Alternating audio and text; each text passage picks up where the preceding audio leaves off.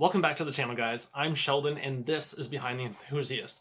Today, we are going to be talking about another carryover model from Harley-Davidson, the 2024 Softail Standard, coming in at $18,799 Canadian.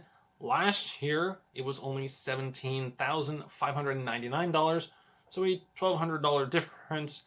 However, you got to keep in mind there is no surcharge, and so the price increase, although it generally looks like quite a bit on most of these models, it's really not that bad. Now, we have chrome trim only, which, we had that previously as well.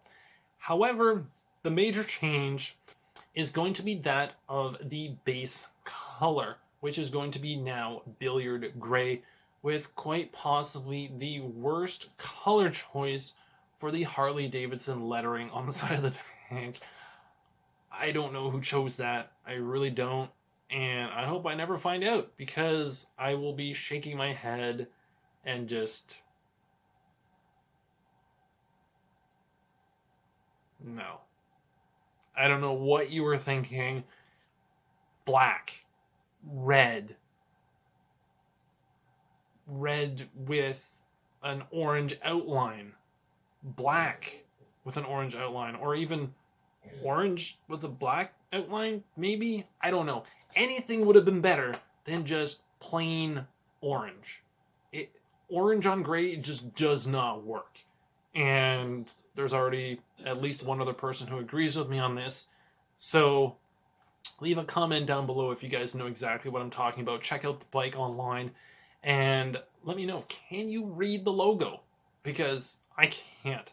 And I don't need glasses to look at a computer screen.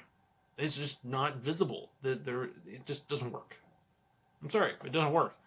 However, we also have Vivid Black, which is going to cost an additional $450. So, here's the thing. Last year, you could only get Vivid Black. This year, we have two colors to choose from, Billiard Gray and Vivid Black. However, they totally botched, absolutely botched the graphic on the Billiard Gray. I don't know why you would do orange. Orange just does not work, unfortunately. And so anyone who sees the Billiard Gray, well, I can pretty much guarantee you they're going to want to cover that up. And I don't blame you guys if you want to do that. However, the Vivid Black one, pay the extra $450 and just get it done and over with and ride your bike away and never look back at that Billiard Gray one. And yeah, I don't know why. I don't like to nitpick at the brand where I'm trying to promote it and talk about it. And I am passionate about it, but being passionate, the whole giving, constructive criticism also comes with being passionate about your brand. And you have to vocalize that sort of thing. You can't just sit there and go, oh yeah, great, looks amazing. Totally send that off. Yeah, put that out into the factory and send it out into the world. No. You will never get that from me. I will never be the person to say, yeah, it looks good, great, yeah. You'll sell lots. No. I will say, are you sure you want to do that? Because here's the thing. When you're passionate about your work, you care about the people, you care about the products, you care about literally everything, even to the smallest detail. I suppose being a perfectionist does come into play at times, but I have learned to dial that down a little bit.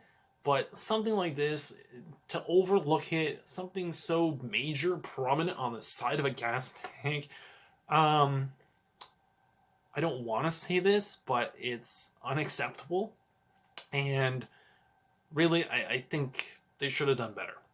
So, I promise I will try to be more positive about something else. But we do have ABS, we do have security, however, no cruise control.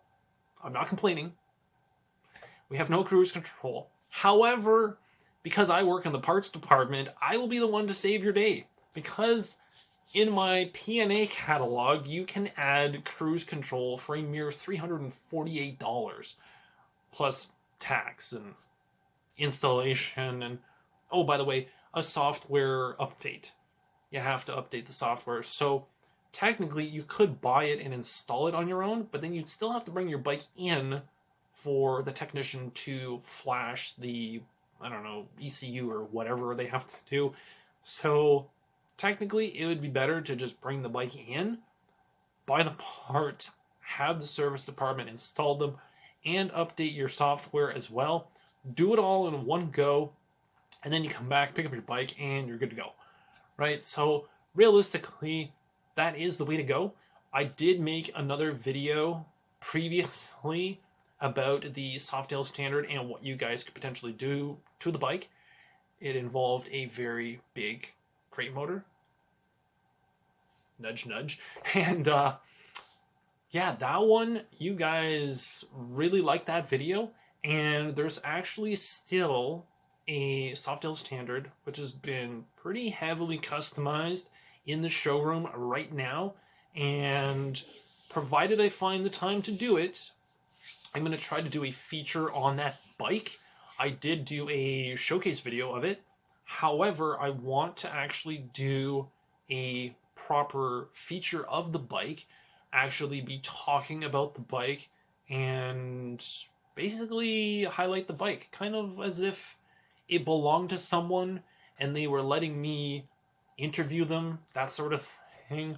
I think that that would be a really cool video to actually make and highlight a lot of the benefits to having a Softail Standard. It is such a blank canvas, and you can pretty much do whatever you want to the bike.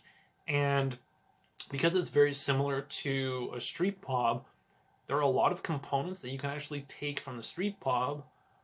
For example, the passenger components, the seat and the pegs, and just toss it on the bike. So you can almost mimic the bike, but not exactly.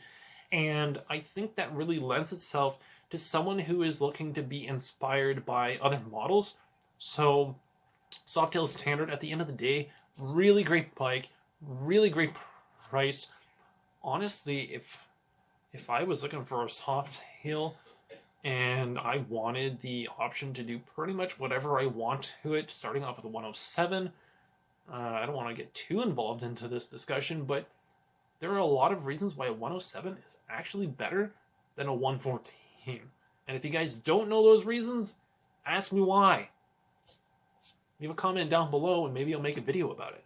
So hopefully you guys liked this video, and if you did, make sure to smash that like button so I know that it's working. Be sure to subscribe so you guys don't miss out on future carryover model videos that will be posted for the rest of this month leading up to January 24th.